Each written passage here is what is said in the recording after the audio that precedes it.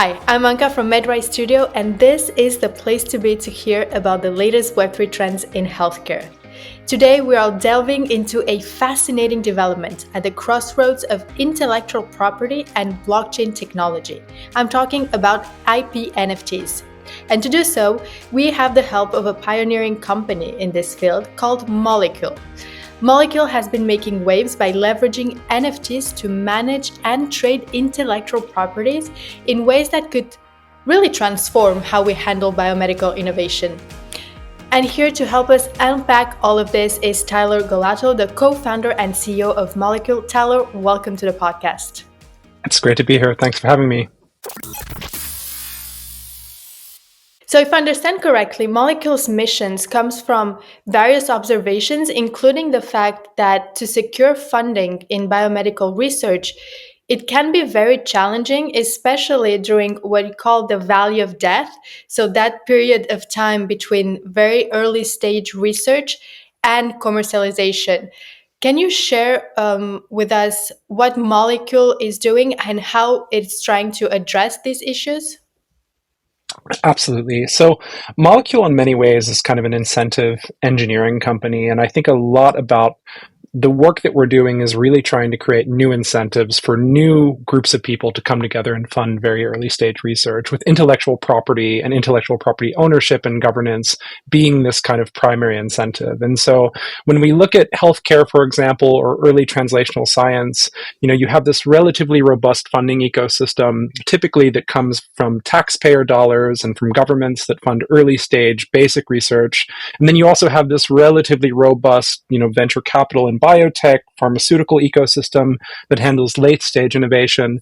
But that translational gap, so the valley of death, going from taking a promising technology and moving it from the academic institution into industry is something that is quite challenging. You have hotspots, in the world, places like Boston, San Francisco, Oxford, Cambridge, where you have these innovation hubs, you have venture capital, you have kind of robust translational ecosystems, and people who have experience really helping translate technology.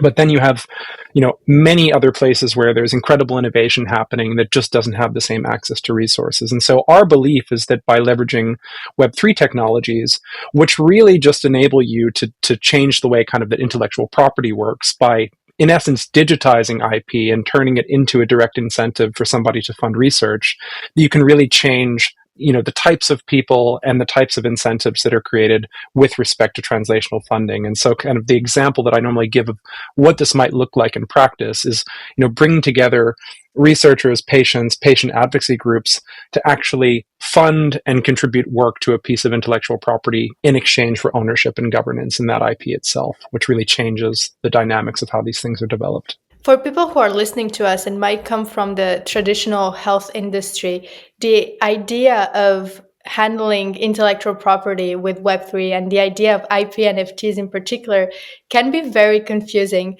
I think that NFTs kind of struggle to get away from that initial image of very speculative digital pieces of art.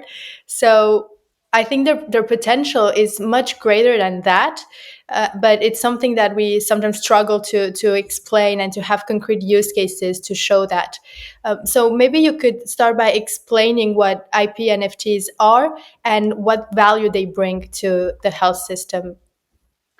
Absolutely. So I think it's important to understand that art, or the kind of NFT art craze, is really just one particular use case for this underlying technology. And so what the technology does, an NFT is basically a non-fungible token, meaning it's not fungible in the way that a currency is, for example. A dollar is fungible. You have two different dollars, they both serve kind of the same purpose. With an NFT, you can basically take a real world asset or intellectual property or something like this and create a digital representation of it on chain. And when I say on chain, I'm referring to the blockchain. And this is particularly useful because what it does is it enables you to take a sponsored research agreement, a contract research agreement, any of the kind of typical legal agreements that universities might work with or a research sponsor might work with, and enable you to take that agreement and move it into a digital space where it can be very easily licensed, very easily transferred, in some cases fractionalized, so you can have different people, for example, governing over how that agreement is assigned, basically do things that you would not be able to do, in the real world, or, in when you're thinking about, paper contracts or something like this. So I think really just demystifying the technology and understanding, the kind of purpose of it separate from the use case is also quite important. So this is really just taking what the IP NFT does. It takes a real world legal agreement and moves it into a kind of digitally native structure where the agreement can be assigned, sublicensed, fractionalized, and where you can have groups of people basically, for example, voting on how IP is licensed. You know, the NFTs, as we saw, the kind of NFT craze in art was really a very different thing. It was people attaching images, basically, instead of intellectual property. And in many cases, images are a form of intellectual property, but it's a very different use case. It's more of a collector use case. What the IP NFT does is it just makes IP natively transactable in a very frictionless way. I can transfer ownership of a piece of intellectual property. I could license a piece of intellectual property, and I can do so all through a blockchain system where there's very, very little cost to transact and very little friction. And so, this is kind of what is achieved technically. And then what we really focus on at Molecule, in addition to the creation of the kind of underlying protocol and the technology, are the various use cases that can be built on top of this. And so, BioDAOs, you've spoke to several of them on the podcast already, are kind of examples of use cases and organizations that are actually interacting with these IP NFTs. And so what they do is they bring together researchers, patients, entrepreneurs, pharmaceutical companies, VCs, just a community.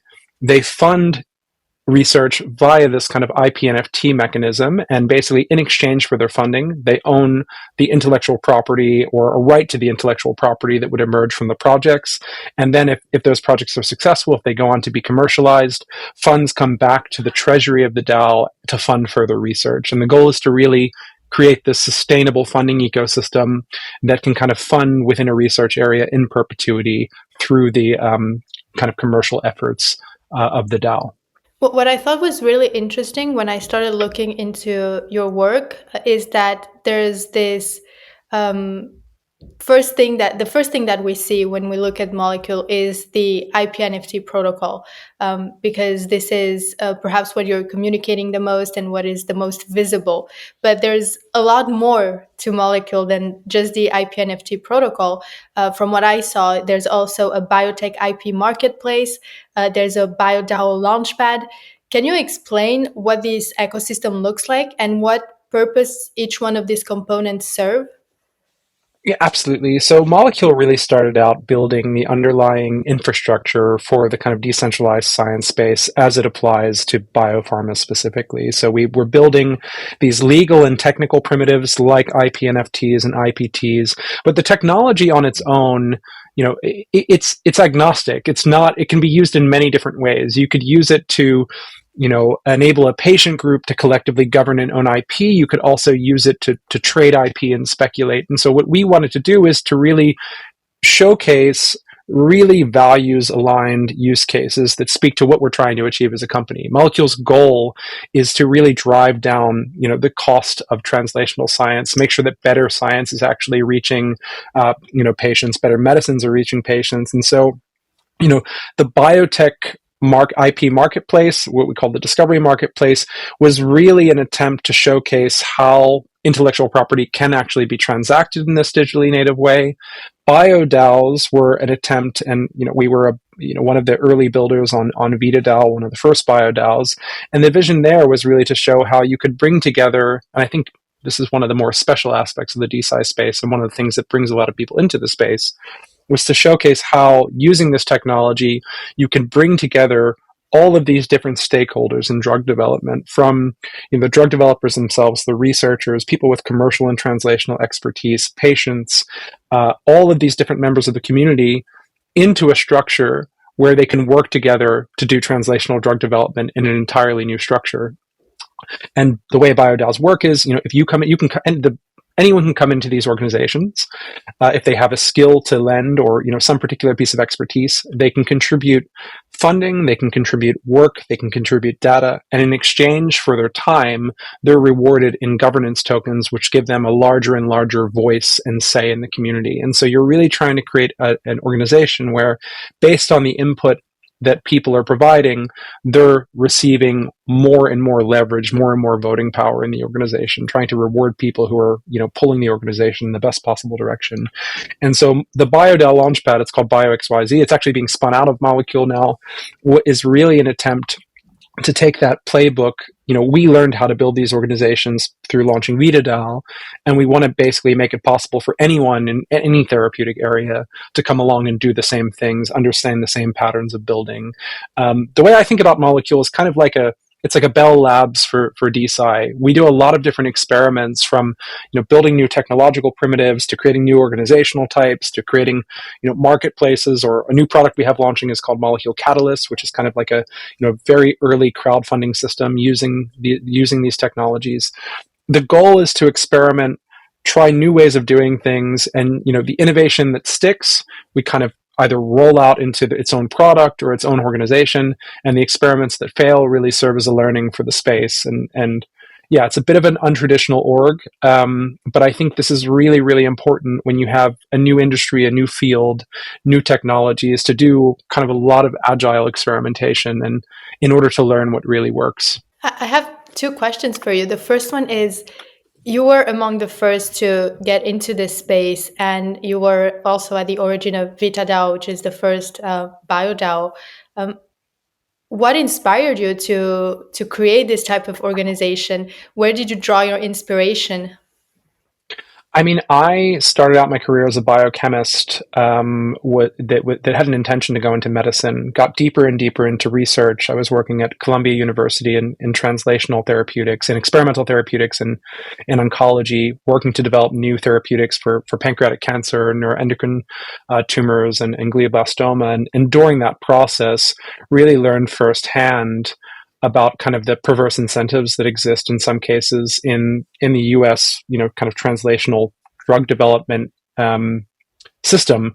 You have, in many cases, what I just consider to be fundamentally broken incentives. It's very hard for a drug for a very rare disease to actually make it to market.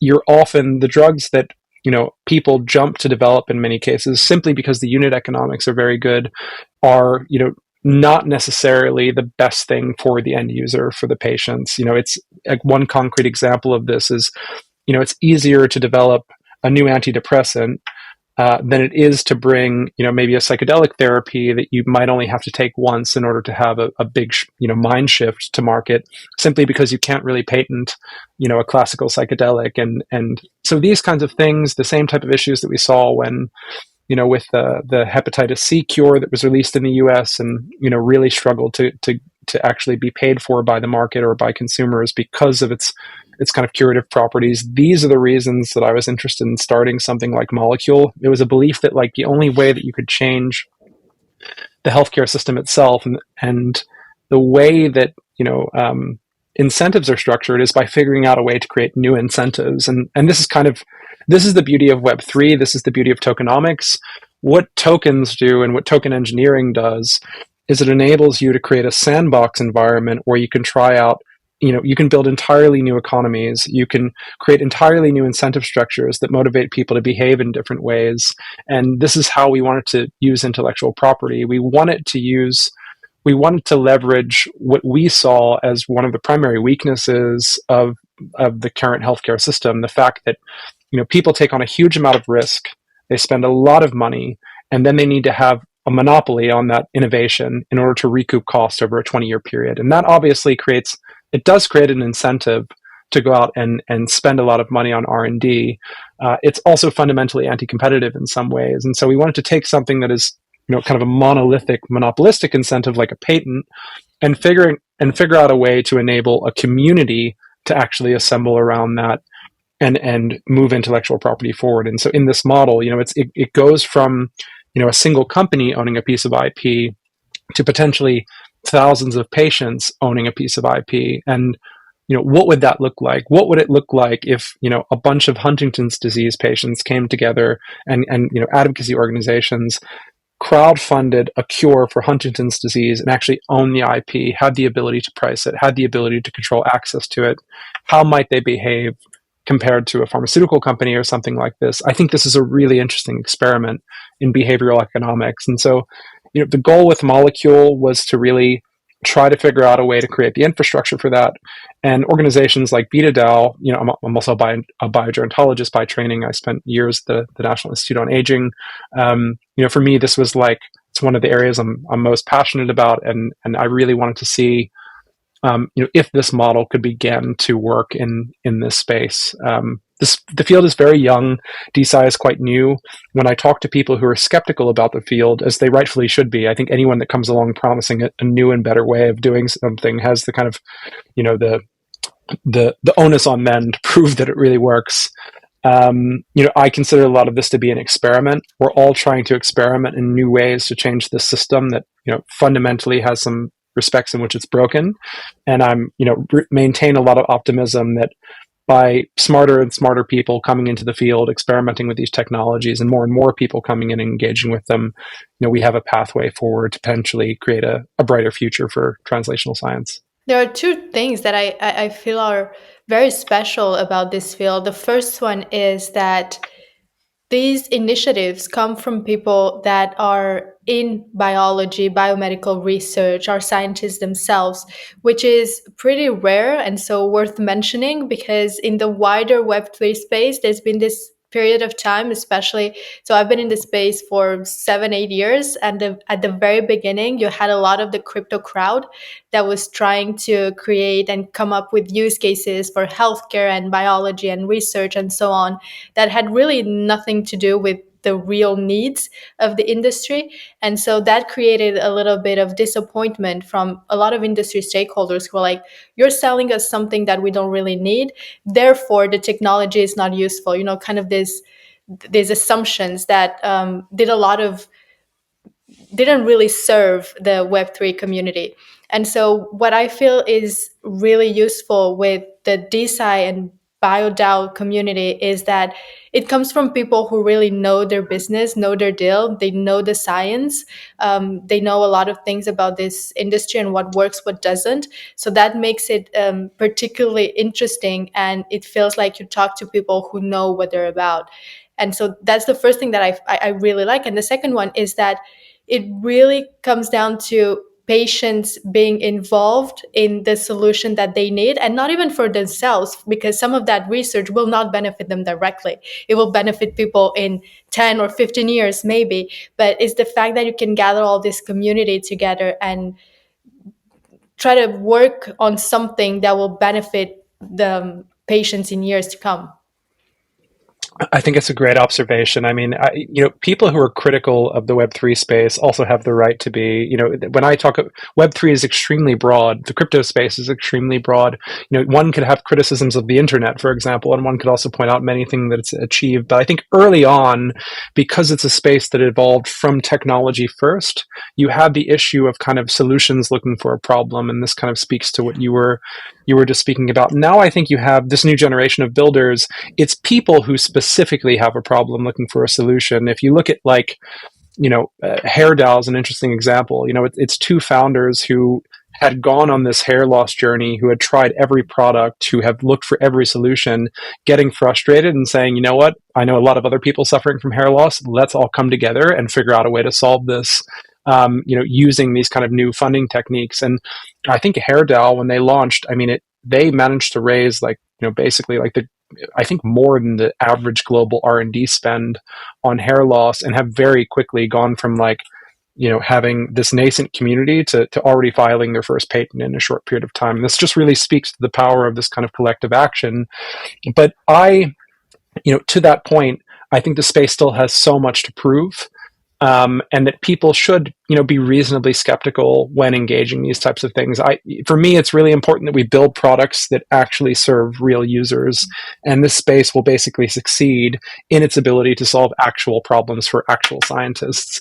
There's also a lot of narrative in Web3. Narrative tends to be the thing that shapes, speculation and investment and these types of things. But, and I think, if you've been in the space for 8 years, I'm sure you share this view. But those of us who are incredibly optimistic about this technology and who see what it can do, are already seeing this future 5 years from now, when these are kind of the default systems that are embedded everywhere in the world. Web3 is a natural evolution of technology. It's not something that runs parallel. At some point, it will be the default.